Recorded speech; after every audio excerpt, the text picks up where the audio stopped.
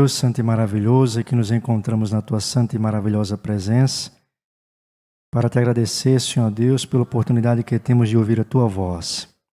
E neste sentido, Senhor Pai, suplicamos Tuas bênçãos sobre o Teu servo, o irmão Josué, que trará uma mensagem certamente da Tua parte nesta manhã para os nossos corações.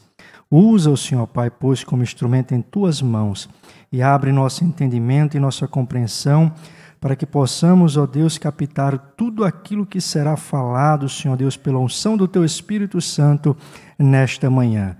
E nos ajuda, Senhor Pai, no nosso cotidiano a pôr em prática. É isto que nós te pedimos e te agradecemos em nome de Jesus. Amém.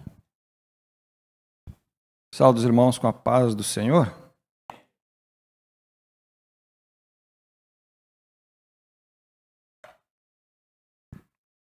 Então, irmãos, graças a Deus por essa oportunidade de poder falar da sua palavra, e em especial desta lição. Esta lição hoje não vem trazer para nós uma lição a respeito de, não o assunto abordado, claro que está envolvendo, sempre tudo isso envolve uma coisa na outra, mas não viemos tratar aqui agora de falar de santidade, não viemos falar sobre, enfim, perdão de pecado, essas coisas, mas, de certa maneira, em algum momento se fala nisso, já que a lição também ela diz que é defesa da fé cristã, a revista, na totalidade, ela fala da defesa da fé cristã. E já de antemão eu quero deixar bem claro, né? Eu acredito que todos os irmãos aqui são nossos da casa, e eu sempre digo que qualquer coisa abordada aqui, qualquer assunto abordado, que vá de encontro à fé ou ao pensamento de qualquer irmão, é claro que isso aqui são assuntos que não se esgotam apenas em 3 folhas. Eu poderia dizer que até um versículo poderia ser debatido horas, um versículo, a interpretação de um versículo apenas, ou de uma passagem bíblica, ou de um texto bíblico, né? Um capítulo, tudo isso poderia ser debatido horas e horas, né? Se a fé se a fé de 2 pessoas são contrárias, isso poderia levar muito tempo. Imagina então debater a defesa da fé cristã, toda uma fé, em apenas algumas lições. Então a gente aborda, o assunto não se esgota apenas nessa lição, mas eu vou trazer alguns pontos importantes da nossa fé, e sem querer jamais ofender qualquer fé de outra pessoa, porque aqui o que se debate não é contra pessoas, às vezes, e sim contra doutrinas, né? Diferenciação de doutrinas, e qual nós estamos defendendo. Aqui fala em apologética. Apologética é a defesa da fé cristã, ou seja, todos nós devemos ser apologetas, a entender muito bem a nossa fé, para que... E eu temo essas coisas, às vezes, irmãos, obreiros, porque será que todos os irmãos estão enraizados realmente na fé, sabem realmente o que é as doutrinas fundamentais, para não serem, digamos assim, induzidos a crer uma passagem adulterada ou modificada das Escrituras, segundo a nossa fé? E aí chega uma outra denominação, uma outra religião, né? E pode confundir a cabeça de alguém que não está firmado realmente nas Escrituras Sagradas e nos pontos, as quais alguns aqui eu vou trazer aos irmãos, entre muitos, né? Então, irmãos, vamos aqui a lição 1, que é a primeira lição deste ano, quando as heresias ameaçam a unidade da igreja. Então, nós já lemos o texto áureo, né, que Paulo exorta a batalhar pela nossa fé, uma vez que ela nos foi dada, e a verdade prática da lição diz assim: heresias são crenças e práticas contrárias ao pensamento bíblico, que distorce os pontos principais da doutrina bíblica. A leitura diária aqui, aqui diz assim, numa das passagens, diz assim, que a gente não pode ser enganado pela aparência, né? E há heresias, podem ter heresias internas dentro de de uma denominação, dentro de uma igreja, pode ter heresias internas, e não, aqui diz que não deve se insistir com o herege contumaz, aquela pessoa que parte para a briga, mas claro que o debate sempre deve haver um debate sadio a respeito de discutir um ponto. Eu não entendo dessa forma, irmão. E eu sempre digo, a gente sempre está aberto. E uma vez só para citar, irmãos, sei que o tempo às vezes é contra nós, e eu conheci pessoas maravilhosas, irmãos, maravilhosas de outras religiões, de outras igrejas não evangélicas. Conheci mormons, pessoas maravilhosas, pessoas testemunhos de Jeová, maravilhosos. Inclusive, uma vez eu falei para a gente fica discutindo aqui no trabalho, vamos marcar e traz todos os teus pontos que tu acredita, e vamos marcar uma data, vai lá na minha casa, a gente discute, a gente conversa, tudo para a gente debater a respeito desses pontos, para a gente chegar, né? Quer dizer, não é obrigado, mas a gente tem que conhecer todos os lados, por isso que eu digo, é bom a gente também conhecer um pouco o terreno daquilo que vai contra nós, porque se não conhecer, tu não vai poder firmar nem a tua fé, não vai debater, não vai entender nem a tua.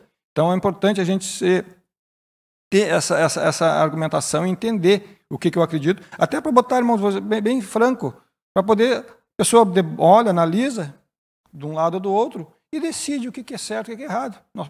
Eu tenho um irmão que eu ouvi falar assim, Jesus ele não veio tirar, ele veio tirar os nossos pecados, não a nossa inteligência. Né? Então nós temos que ser inteligentes para entender e defender a nossa fé cristã. Então, heresias são crenças e práticas contrárias ao pensamento bíblico, que distorce os pontos principais da doutrina bíblica.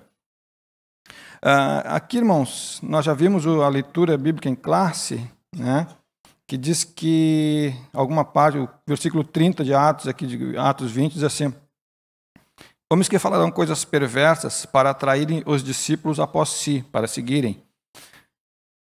Portanto, vigiai, lembrando-vos de que durante 3 anos não cessei noite e dia de admoestar com lágrimas a cada um de vós. Paulo sofria pela igreja, né?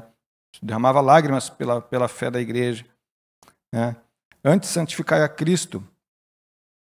Aqui diz no Pedro, 2 Pedro, falsos profetas haverá, né? Falsos doutores que encobertamente introduzirão heresias e negarão ao Senhor que os resgatou, trazendo sobre a si mesmo repentina perdição.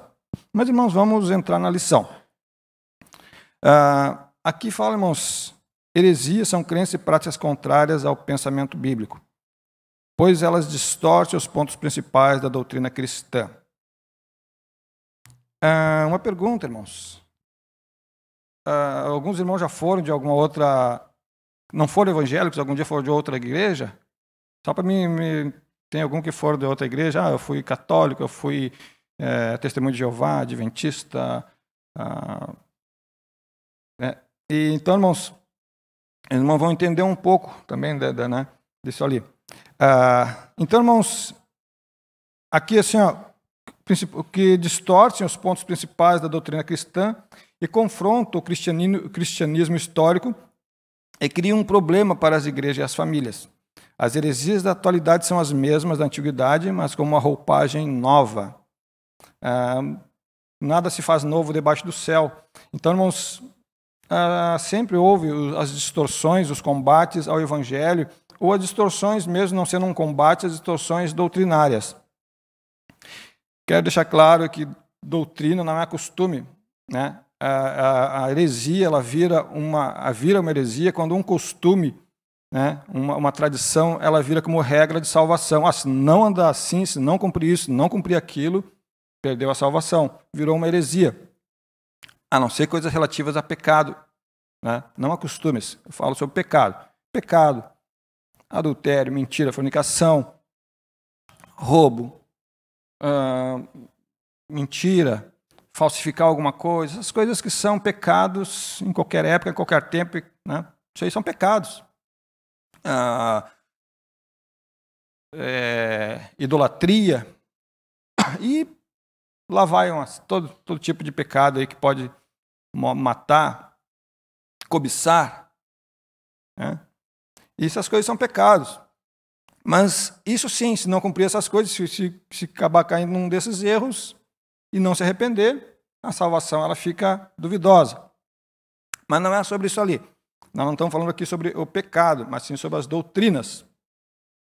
Irmãos, então elas vêm com a roupagem nova, que não há nada de novo debaixo do céu. O presente trimestre tem por objetivo mostrar o referencial doutrinário da fé cristã, levando-o a reconhecer de longe as heresias. Esta primeira lição é um estudo sobre o problema das heresias nas igrejas e a nossa responsabilidade da defesa da fé. Como eu falei, irmãos, se tiver alguma coisa que alguém disser, mas eu discordo dos irmãos, converse, busquem, perguntem, tirem as dúvidas. Porque hoje nós estamos vivendo uma era de ressurgimento de muitas igrejas. Inclusive, eu acredito que tem igrejas que, por se dizerem evangélicas, mas terem certas práticas, eu acredito que elas vão ter que tirar alguma parte de um texto bíblico, porque aquele texto bíblico não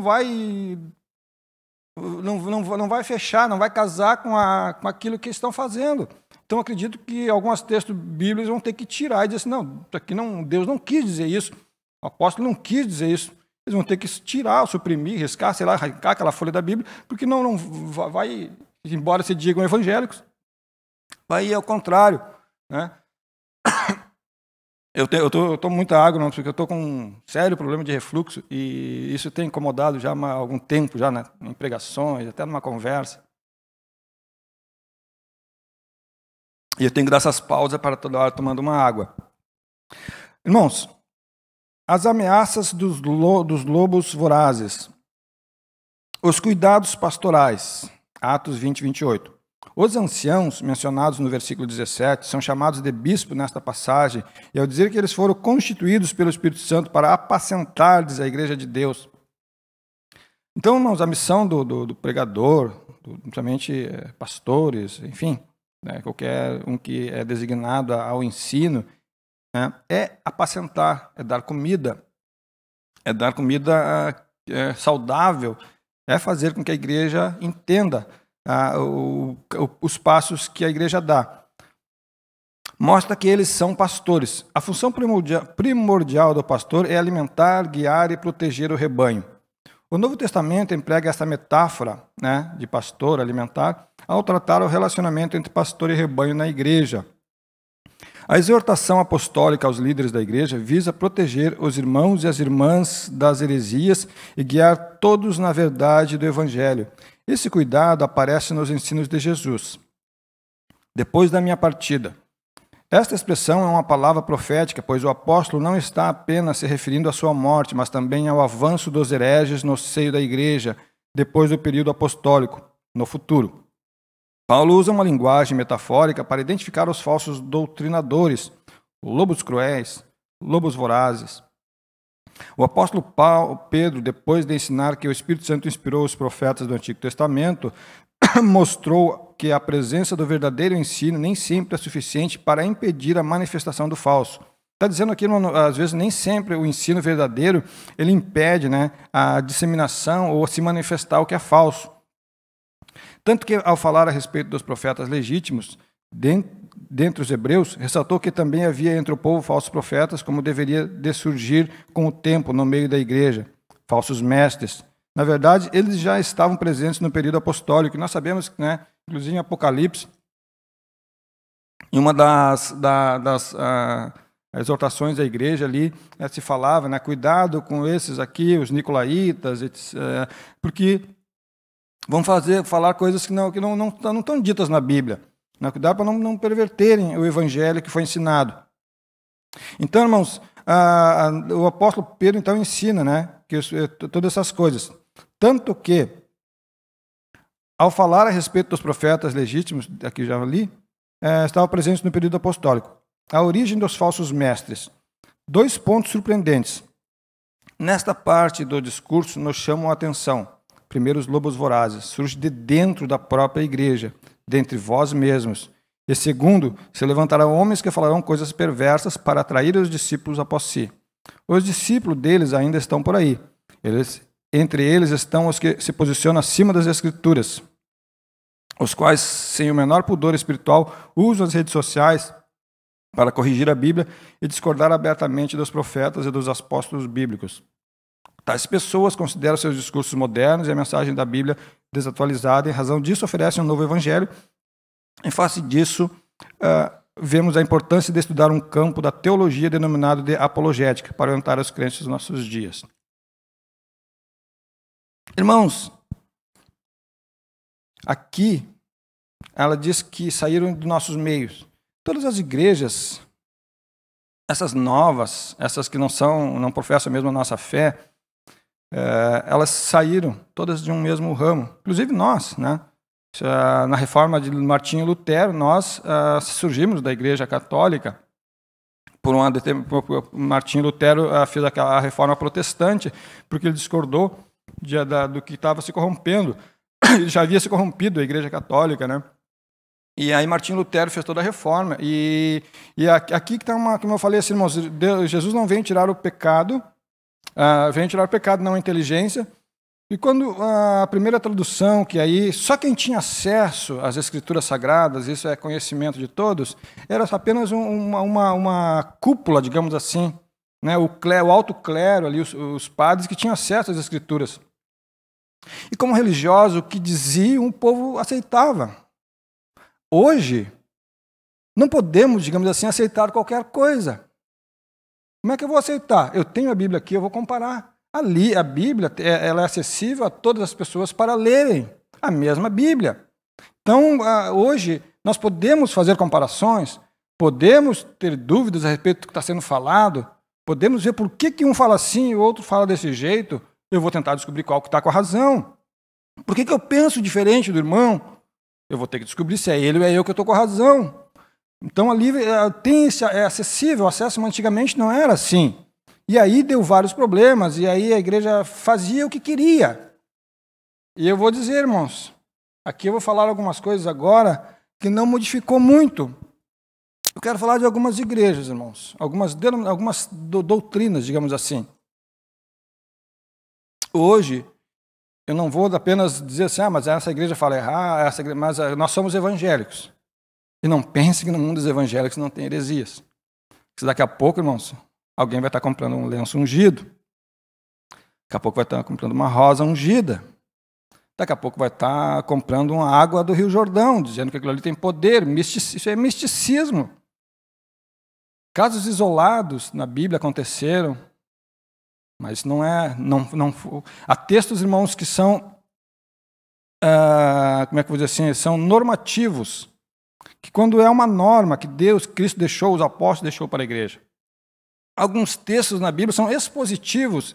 É apenas uma passagem que está ali escrita, mas nunca foi determinado que aquilo ali fosse regra para a igreja. Mas, irmãos, então, e hoje tem coisas que virou o misticismo dentro. Então, não é apenas, eu vou falar do Adventismo, do Testemunho de Jeová, vou falar dos Mormons, vou falar da Católica, da doutrina deles, que não é a mesma nossa, há um grande diferencial. Mas aí daí eles vão olhar e vão tirar, eles não vão diferenciar a Assembleia de Deus, Quadrangular, a Universal, Deus é amor, a Igreja da Graça, essa igreja. Evangélicos, na opinião deles. Então eles vão também dizer assim, mas de onde é que está isso na Bíblia? E realmente não está. Daí os membros dessas igrejas vão dizer, não dá para ser evangélico, porque eles vão acreditar que todas fazem a mesma coisa, ou parecidas. Né? Mas não é assim. Graças a Deus, que eu sempre digo, eu estou numa igreja, Assembleia de Deus, eu creio, embora nem algumas coisas eu filtro, eu não digo amém para tudo, não digo. É por isso que nós estamos amadurecidos para entender. Se falar alguma coisa assim, eu não digo amém. Né? Mas eu acredito que dentro da Assembleia de Deus, é a igreja que estuda teologicamente a interpretação, não vou dizer quase plena das Escrituras Sagradas diante dos textos sagrados originais, do grego. Então, irmãos, essas coisas, a gente sabe que nós estamos pisando em algo sólido, uma interpretação sólida das Escrituras Sagradas. Quem é que já... Irmãos, só para ter uma ideia, eu vou falar alguns pontos breves, porque eu não quero trazer apenas ler e não trazer exemplos, fazer alguma coisa, exemplos das Escrituras, do que a gente está falando, o porquê que a gente tem que... E qualquer um membro de uma igreja, eles vão trazer algum estudo para você pronto. E se você não souber, peraí, onde é que está escrito? Não vou saber. Por exemplo, irmãos, os testemunhas de Jeová. Sabia que eles não acreditam que Cristo é Deus? Quem é que sabe disso? Para eles, Cristo não é Deus. Pior ainda, um tempo atrás, quando esse meu amigo, né, que é de Porto Alegre, eu pedi para debater com ele, eu queria justamente isso, porque as Escrituras Sagradas, a interpretação, eles têm uma interpretação, uma sociedade, a sociedade Torre de Vigia, que eles fazem a interpretação própria deles. E pessoas profissionais da neurolinguística, que estudam linguísticas, independentes, que compararam as duas versões, ele não é a pessoa essa pessoa profissional não é nem A nem B. Aí ele pegou e afirmou, não, a interpretação correta é essa, que no caso seria a nossa. Eles fizeram uma adulteração das Escrituras Sagradas.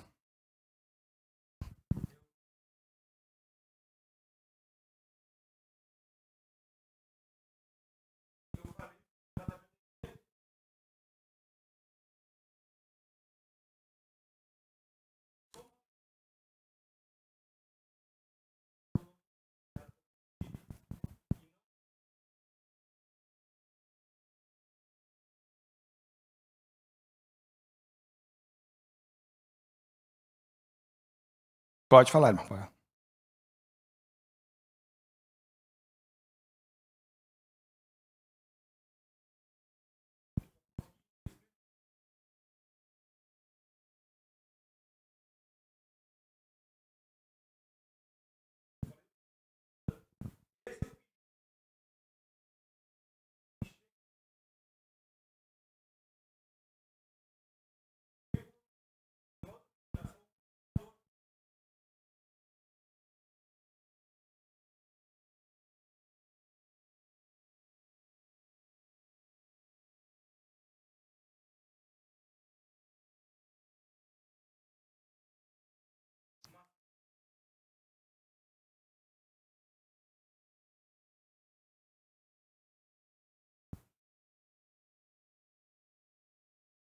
Exato.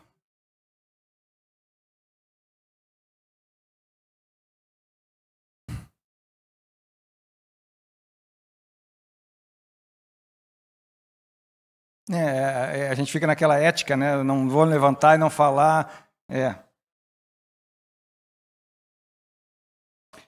Eu já. É perigoso isso. Exato. Posso querer impor o costume. E principalmente relativo à fé, né? Não posso pegar. O certo seria até fazer um comparativo. O que tu acredita, o que tu crê, o que tu prega, como é que é tu. Né? Não. Se não, mas ela está aí tentando colher gente, discípulos, né? Mas, irmãos, tanto é que, na verdade, até nós fomos considerados, né, já fomos considerados seitas, né? Principalmente para não cristãos. Isso, exato.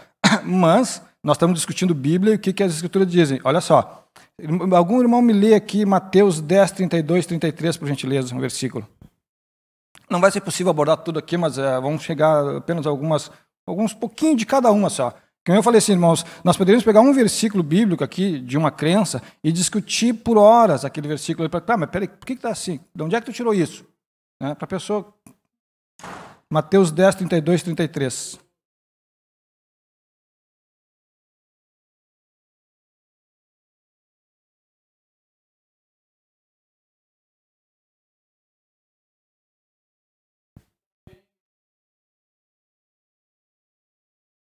Mateus 32, 33.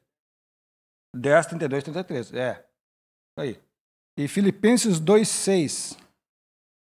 Só para citar duas ou três adulterações do original. Isso, Filipenses. Pode ler tudo, irmão. 2:6, Filipenses 2:6.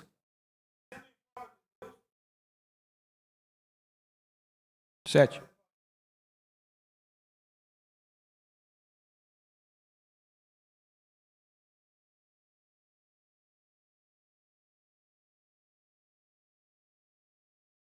Não tem essa passagem, só que eu copiei errado aqui. Onde diz assim, nele obtém toda a plenitude.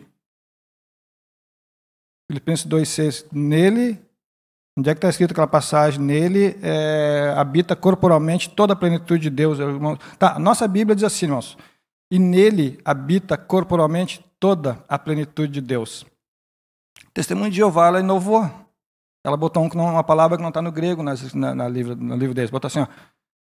E nele habita toda a plenitude da qualidade de Deus. Veja bem que é diferente. Toda a plenitude de Deus não é a plenitude da qualidade de Deus.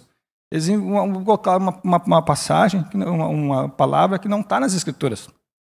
Só para os irmãos entender que nós estamos defendendo a nossa fé para, enfim, um dia alguém vai debater, a gente ter argumento. Quando em 1 João está escrito assim, ó, e ele era o verbo, e o verbo era Deus. Eles botam assim, e ele era o verbo, e o verbo era um Deus. Eles dizem que Jesus é um Deus menor. Inclusive que é o arcanjo Miguel. Eles dizem que, pior ainda, eles dizem que Jesus é o arcanjo Miguel. Né? A adoração, eles tiraram toda a palavra, ou embora eles não podem tirar do grego, mas eles, a parte que fala que adorar, qualquer parte de adoração, que vem do grego proskinel, eles, todas as passagens que falam, alguma passagem que fala adorar a Deus, eles botam prestar homenagem ou se curvar. Né? Eles não colocam, porque eles não podem adorar a Deus, a Cristo, né? Então eles fazem essas modificações. Isso é apenas de uma dessa atualidade, irmão, dessas que são diferentes, mas estão aí. Né? E então eles falam, adorem, prestem homenagem, e pode...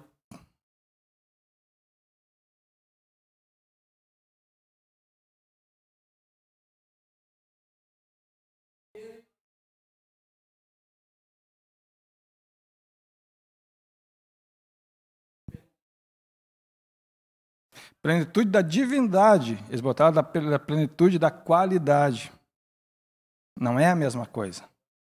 Não dá a mesma coisa. Como assim? A qualidade ou a divindade está sendo específico, né? Habita toda a plenitude de Deus.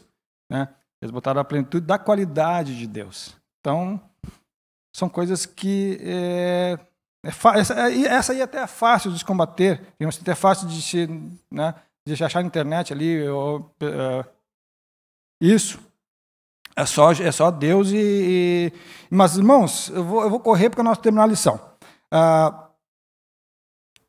Tem uma, irmãos, que eu também tenho grandes amigos, colegas, que já foram meus de trabalho, o Adventismo. O Adventismo do sétimo dia. A respeito da profetisa Ellen White. Né? Que o livro dela tem o mesmo pé de igualdade e, vou dizer... Há algumas confissões que é superior, é maior que a Bíblia. A superioridade dos escritos de Ellen White é superior à bíblica, porque, segundo eles, ela completa as lacunas que faltam na Bíblia. Não é eu que estou dizendo isso, é no próprio livro. Mas onde é que está? A gente pesquisa, traz e mostra.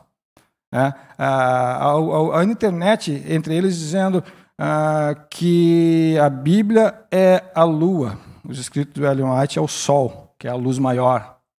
Então, para ver, irmãos, de onde é que se traz e quantos erros tiveram sobre a vinda de Cristo, os irmãos sabem que foi várias datas narradas, e houve o grande, em 1844, diz assim, o famoso grande desapontamento, que se chama, por quê? Porque eles previram uma data, né? E não aconteceu, e antes disso muitas pessoas venderam os bens, se desfizeram de tudo, e aí, irmãos, para não... Peraí, não refizeram os cálculos, não era para a terra que Jesus vinha. Ele fez foi lá no céu que ele foi assumir o trono lá. Não houve erro da pessoa. Embora a pessoa que fez a tradução, que o nome dele Eu tenho aqui, deixa eu ver. William Miller, ele reconheceu, ele falou que a volta, depois de alguns erros, eles falaram, não, a volta de Cristo é 22 de 10 de 1844, e não aconteceu. Ele reconheceu o erro, mas aí os pioneiros da igreja, entre eles a famosa profetisa Ellen White, eles fizeram, vamos ter que dar uma desculpa né, e falar, não, Jesus ele não houve um erro na data que ele falou, é aquele no céu que ele pegou e fez ele entrou no céu, que ele começou a reinar no céu, não foi aqui, a volta dele foi no céu, e eles fazem uma coisa, irmãos, que não dá para explicar com detalhes aqui, mas é mesmo eles fizeram assim, tipo, retificaram. Ela no céu que ele foi lá, assumiu um trono lá, mas o William Miller não errou. Né? Então, em 1854, na data, Jesus entrou no santuário, no céu, e não na terra, né? Para justificar todo aquele grande desapontamento da época.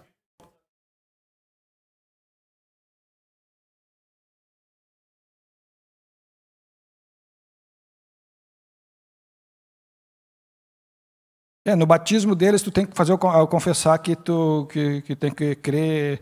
E são entre dessas datas erradas, tem a questão do juízo investigativo, que se diz assim, Jesus ainda está revisando. Deus está revisando os pecados. Nem todos os pecados foram perdoados ainda. Está sendo um juízo investigativo, é mais ou menos nessa linha ali, há um juízo investigativo que Jesus está... Porque eu digo, irmãos, eu já conheço pessoas que saíram da nossa para ir para o adventismo.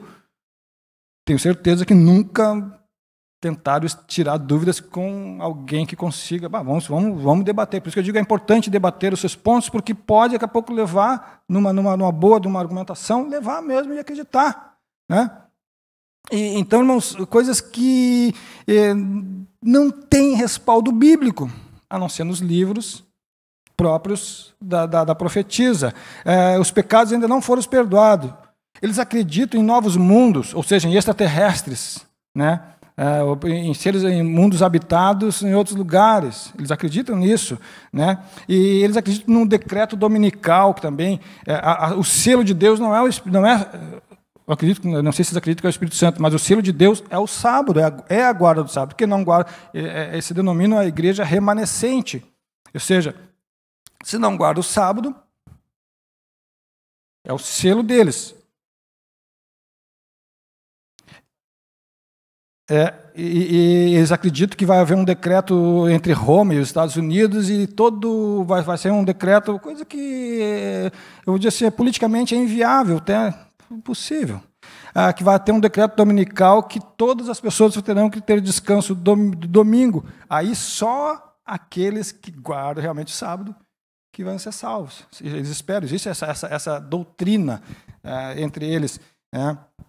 Então, irmãos, são tantas coisas.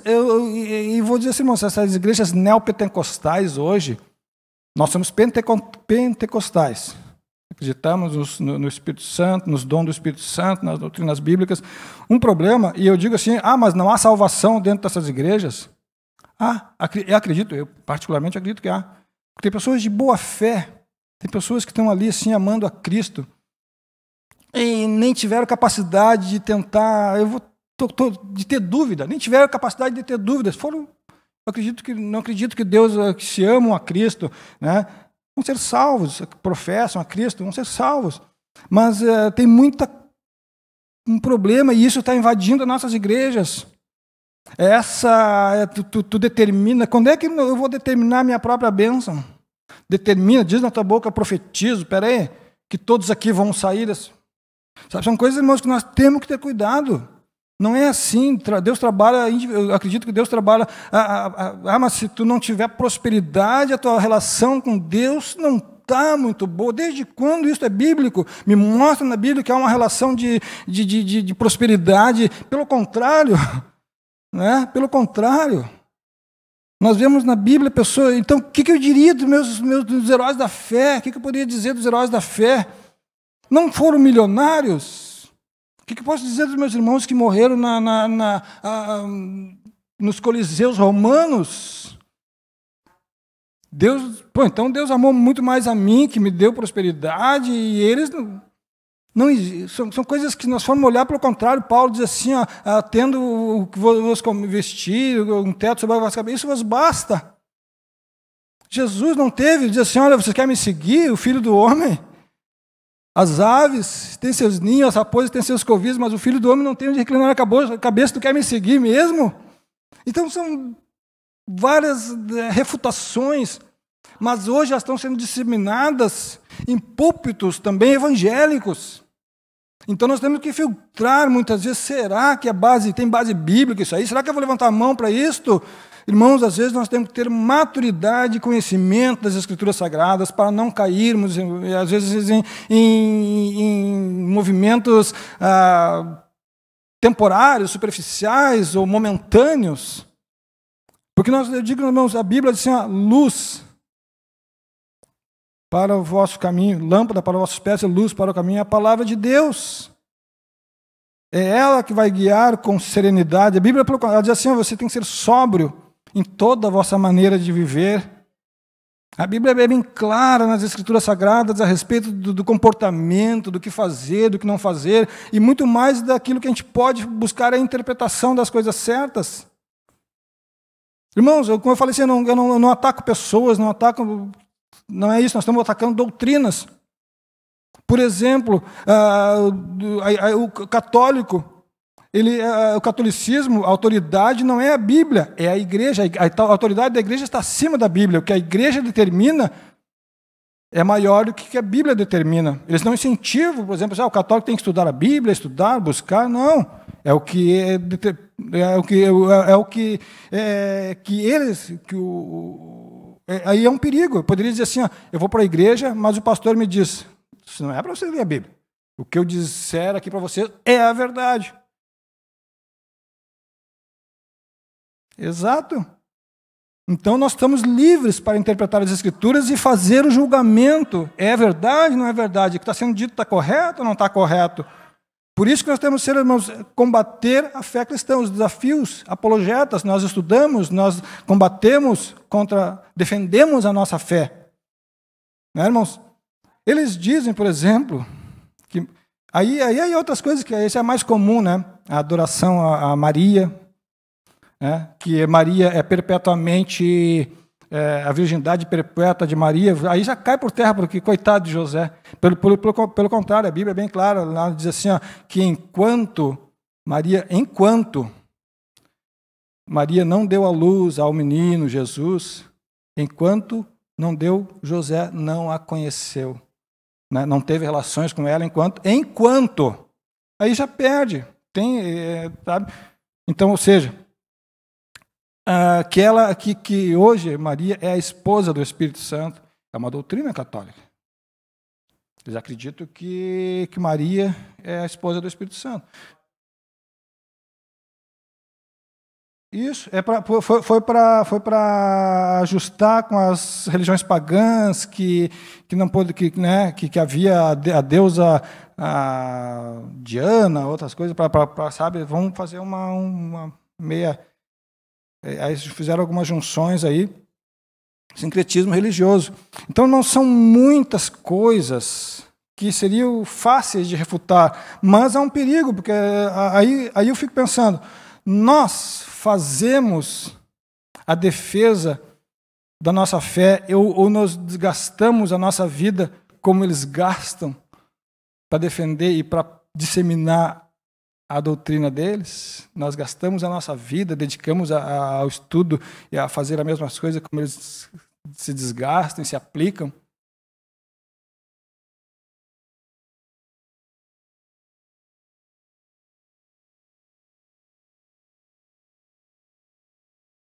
Isso. Eu estou falando assim, uma pinceladinha mínima do que, se a gente for aprofundar.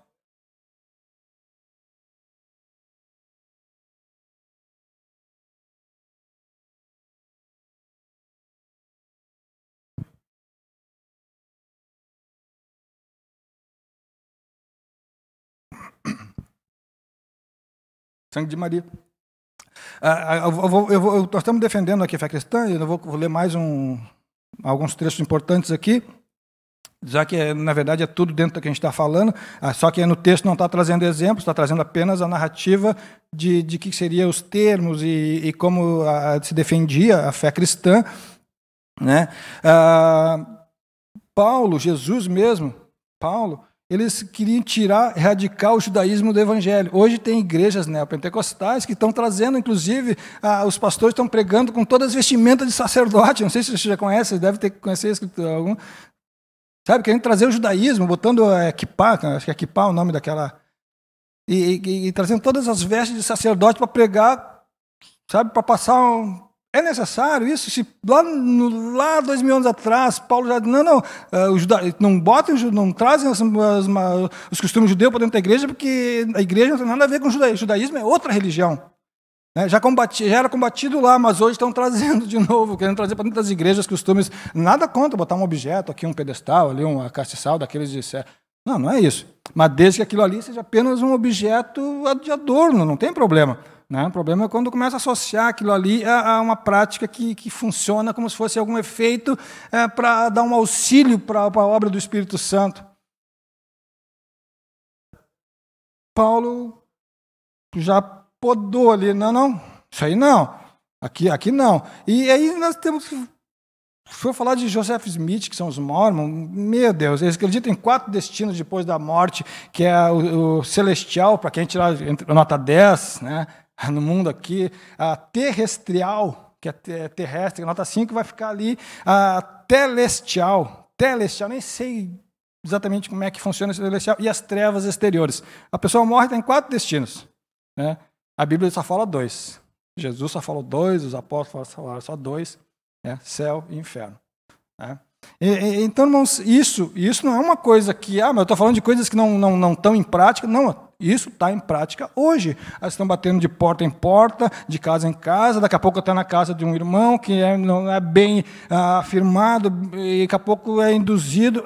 Realmente está escrito aqui, mostra uma escritura adulterada. Realmente Jesus não era Deus, ele era um Deus. Sabe? Então, irmãos, eu digo, irmãos, que nós deveríamos ter um seminário pelo menos de algumas horas para debater cada uma dessas fé, dessas doutrinas, para comparar com a nossa, para a gente poder saber, isso aqui eu já estudei, sabe? Eu deveria ter um seminário, uma semana, e de cada dia ter um estudo a respeito de cada uma igreja, porque isso, que se eu não conhecer, eu posso ser levado a acreditar que aquilo ali que estão me dizendo é certo. Né? Então, irmãos, nós temos que ter, irmãos, ponderar sobre algumas pregações, ponderar sobre algumas coisas que estão acontecendo, né, irmãos? Se casa com as Escrituras ou não casas com as Escrituras, né? Então, irmãos, nós não podemos jamais botar alguma coisa, um objeto, um costume como regra de salvação, porque senão nós já somos hereges. Estamos botando alguma coisa que não está nas Escrituras.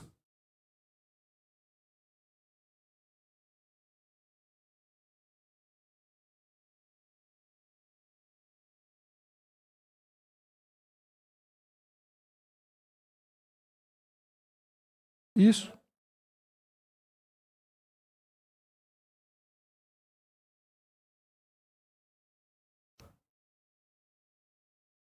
Se conhece bem a verdadeira, né?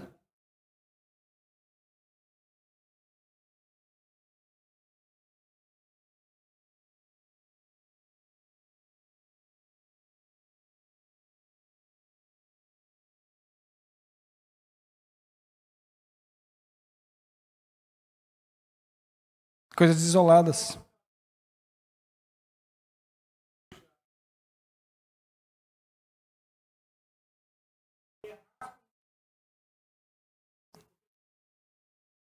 Não se casa nem dá casamento.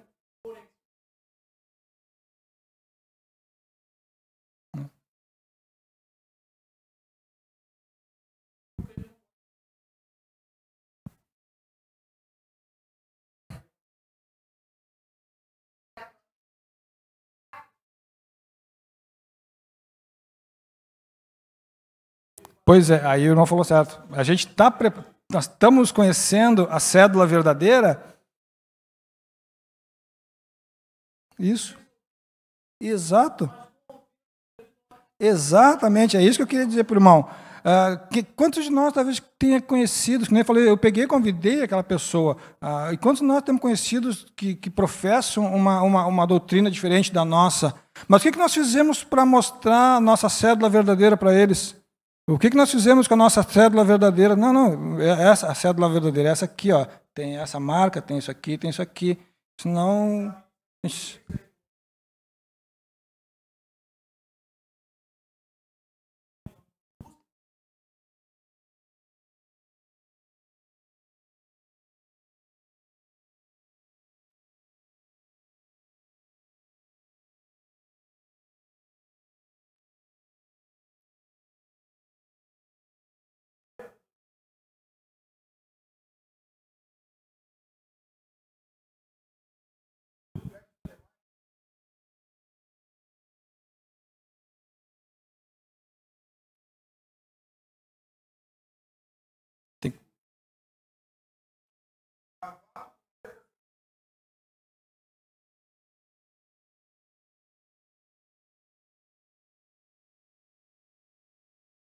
Sim. Não tem nada a ver com Bíblia aqui agora. Mas se eu só vim aqui ler a Bíblia e não der uns pulos aqui. Eu quero que para mim ter o Espírito Santo hoje eu tenho que pegar aqui e dar uns pulos aqui.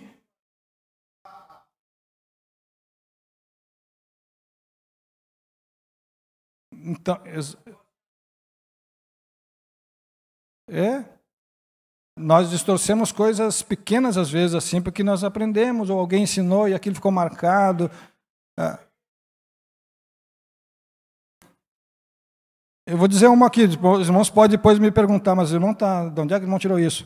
Tem uma passagem que é pregada, aonde há o Espírito de Deus, aí é liberdade. Nós usamos que é alegria, mas não é, eu não preciso nesse da pula, que não é o contexto que ali é falado, é uma outra situação, não tem nada, eu não posso usar isso, mas onde há o Espírito de Deus é a liberdade, então eu estou com o Espírito, eu senti aqui uma emoção, posso... Faço o que eu quiser, exatamente. Não é isso que a Bíblia está falando. No contexto bíblico é uma coisa bem diferente que Paulo queria dizer quando ele pegou a caneta e escrevia aquilo ali. Ele estava se referindo à liberdade cristã. Enfim, quando eu falei assim, é muita coisa para se debater. Irmãos, vamos dar mais uma seguida aqui, que eu parei. Vamos para o título 2 ali, que é o que é apologética. Apologética cristã é a defesa lógica. A apologética cristã é a defesa lógica e racional, é o que a gente está falando. É lógica e racional da fé cristã e de suas práticas doutrinárias. O termo vem do substantivo grego apologia, que literalmente significa defesa, resposta. O termo grego traduzido por responder, em preparados para responder com mansidão, é apologia. Ou seja, é para defender. Quando for responder, responda com defesa do que tu está falando, a tua fé. Numa tradução literal, é sempre preparados para uma defesa.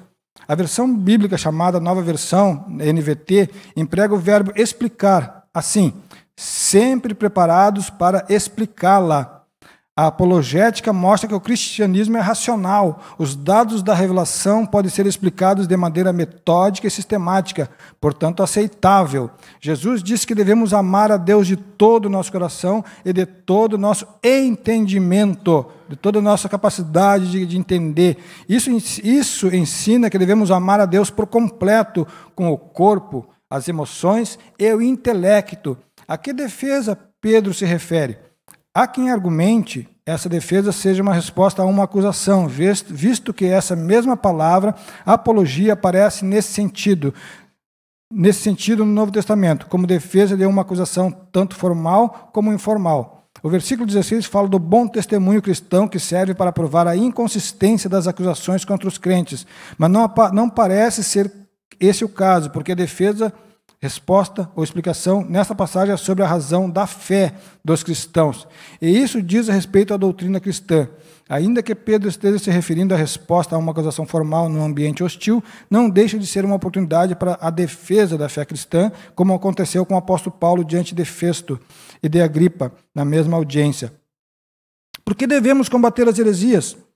Os cristãos devem estar informados daquilo que os vários grupos, é o que a gente está falando aqui, ensinam, saber a forma e de refutá-los biblicamente para ajudar os outros na compreensão da própria fé, principalmente os que rejeitam pontos fundamentais da fé cristã e muitas vezes de forma inconsistente, pois sabemos que existem muitas pessoas sinceras as quais buscam servir a Deus e precisam conhecer a sua palavra.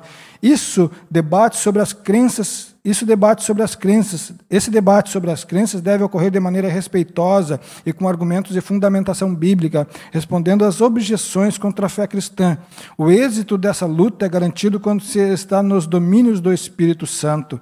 Então, irmãos, é o que a gente está falando aqui, né? É um pouquinho, uma pequena pontinho, né, de algumas coisas ali que a gente falou sobre algumas outras igrejas, outras doutrinas, né? Os Mormons, por exemplo, diz que Deus tem pai, tem avô e assim por diante, né? Que Deus já foi homem. Eles afirmam que Deus já foi homem. Deus foi um homem, né? Assim como nós, aí afirmam que nós seremos como Deus, né? Eles dizem, não, vocês são homens, mas vocês vão ser como Deus. Isso está nos livros sagrados deles, né?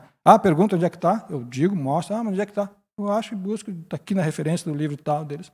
Tudo isso está escrito. Não, mas o irmão está falando... não vou trazer, senão é uma pilha de coisas de papel aqui para mostrar, mas individualmente está escrito isso, tá? Ou eles mesmos.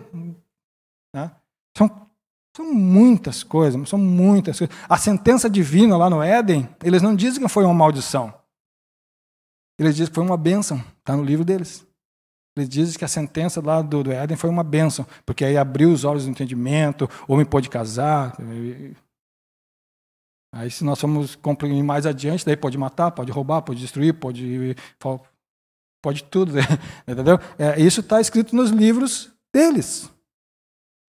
E eles acreditam nisso. E quando nós depararmos, se a gente conhece alguém da família, por que não sadiamente um dia vamos conversar sobre a fé de vocês? Ou a gente tem medo de perder? Eu não vou entrar com uma luta com esse cara porque eu vou perder o argumento.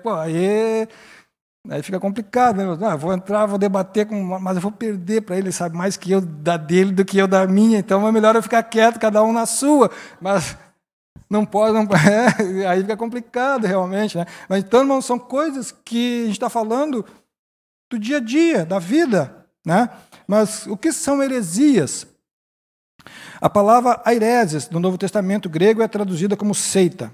As heresias. Aqui está essa referência. É verdade que o cristianismo foi também chamado de seita, mas por não cristãos, pessoas que não conheciam as verdades do Evangelho de Cristo e que se opunham a ele. A palavra seita é usada para designar as religiões heterodoxas. É um termo já desgastado, trazendo em si muitas vezes um tom pejorativo, por isso devemos saber quando aplicá-lo. Aireses, no Novo Testamento. Esse vocábulo aparece com o sentido de partido, sectário, e nem sempre representa uma ruptura com o sistema convencional. É como eu disse, às vezes não há uma ruptura, apenas dentro de uma mesma denominação há uma divisão ali. Eu entendo desse jeito, não concordo, né? Pode ter. Os saduceus e os fariseus eram seita, que formavam facções dentro do próprio judaísmo. Um exemplo, eles tinham dois pensamentos diferentes dentro do judaísmo, da mesma religião, cada um pensava de uma forma. É o caso, às vezes, que também não é um caso de salvação ou não. Não sei se alguém acredita que tem os... e isso não é uma coisa condenável, é uma coisa interpretativa. É os que acreditam no pré-tribulacionismo e os pós-tribulacionistas, sabe? Eu sou pré-tribulacionista. Eu acredito que a igreja não vai passar pela tribulação, mas há quem acredita que vai passar e depois, enfim... Exato. Aí é uma questão, não, isso não é uma regra, mas isso aí vai me botar para salvar ou não. Se Jesus vai vir no cavalo branco, cinza, que importa o cavalo que Jesus vai vir? Não, porque a gente sabe que por que vai estudar, mas tem pessoas que não se apegam nisso aí, isso aí não tem importância, né? Porque importa que ele vai vir e vai me levar. Essas são questões à parte.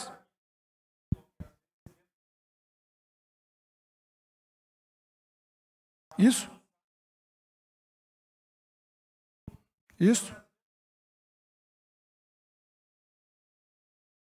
Isso, exato.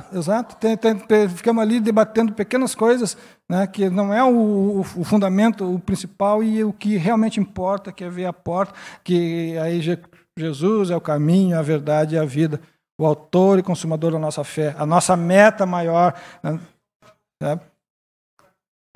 Então, irmãos, pode haver divisões de entendimento relativo a algum ponto bíblico. Vai ser assim. Isso aí pode, né? Desde que não cria a separação ou desamor. Não, e pode ser discutível essas coisas. Enfim, então os saduceus e os fariseus eram dentro do judaísmo, mas eles tinham um pensamento diferente a respeito de algumas coisas. Paulo adverte para que não haja no seio da igreja essas divisões. Paulo está dizendo que não haja, e condena as inovações doutrinárias que causam divisão ou dissensão. Heresias de perdição. Outro aqui lá no finalzinho. Nesta passagem que a hereses apresenta o sentido de erro doutrinário como a heresia, propriamente dita, no campo teológico que nós conhecemos hoje.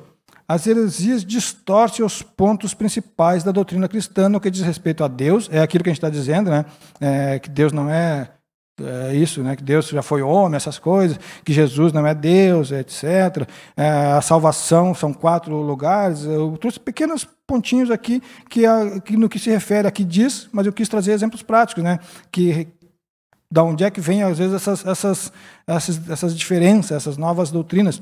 Então, a respeito de Deus, da Trindade, de Jesus Cristo, do Espírito Santo, do ser humano, da natureza, do pecado, da salvação, origem e destino, dos anjos, da igreja, as Escrituras Sagradas. O mais grave erro é quando diz respeito à divindade e interfere na salvação. Aí fica o problema, pois não existe salvação sem Jesus. Né? Quando eu aplico qualquer outra coisa, eu saio da graça. Mas é Jesus e mais isso.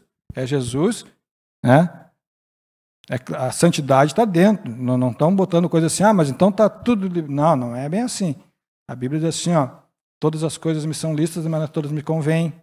Que a moderação em tudo é boa, né? Que a decência, que eu tenho que me afastar da impureza. Aí já tem aquela lista de pecado que é universal, tanto no Antigo Testamento como no Novo. Essas coisas para Deus, essas são imutáveis. Eu não posso mentir. Não posso. Porque eu não posso, que eu posso botar minha salvação quando em xeque, digamos assim. Se eu botar alguma coisa que não é meu no meu bolso, eu posso estar quando eu estou sendo falso naquilo que quando eu estou querendo mal de alguém. Sabe? Isso sim, isso é uma relação, né? Quando eu realmente estou pecando contra o meu próximo, quando eu adquirir alguma coisa de forma ilícita, isso é doutrina bíblica para a salvação. Né? O que eu não posso é dizer assim, tem que ser Cristo e mais isso. Né? Sair da graça.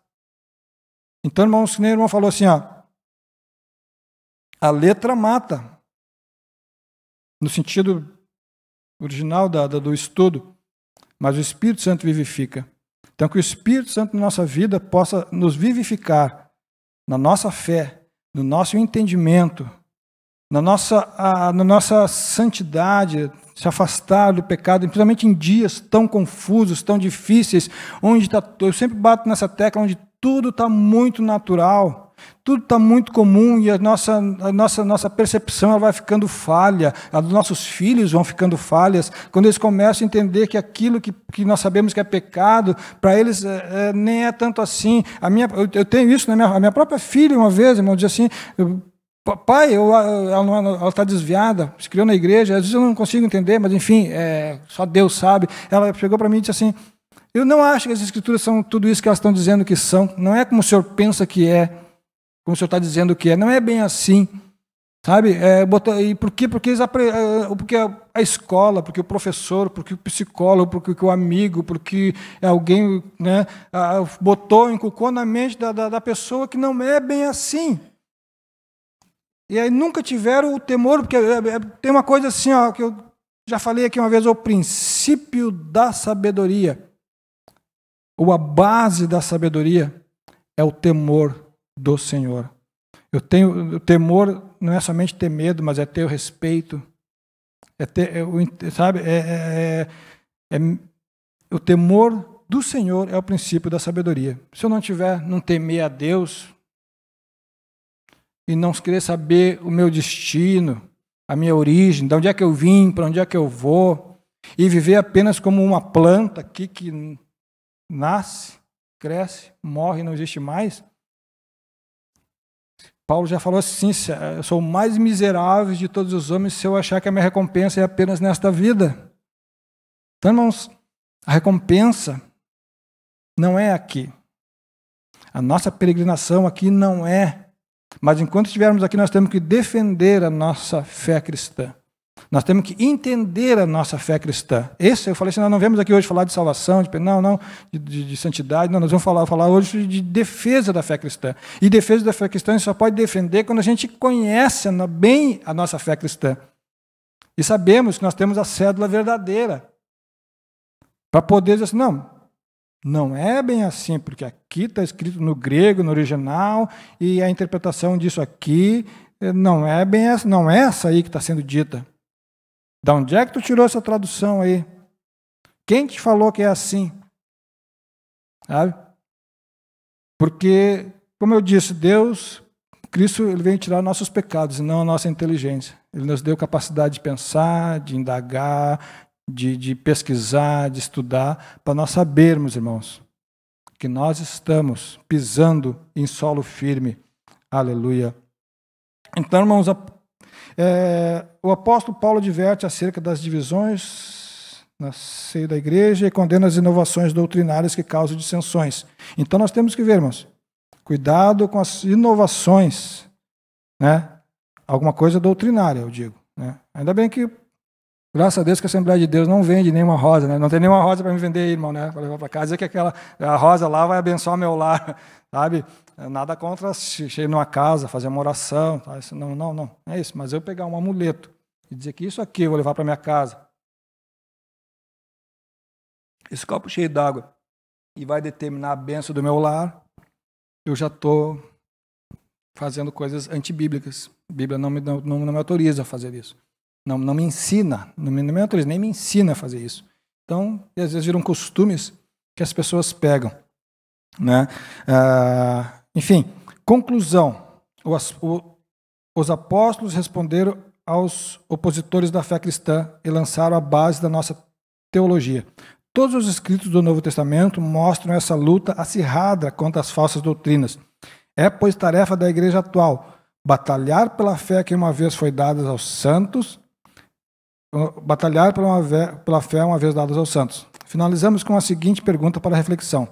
Estamos a fazer pela verdade o que esses agentes da heresia fazem pela mentira? É uma reflexão, irmãos. Eu vou passar para o irmão Obedi.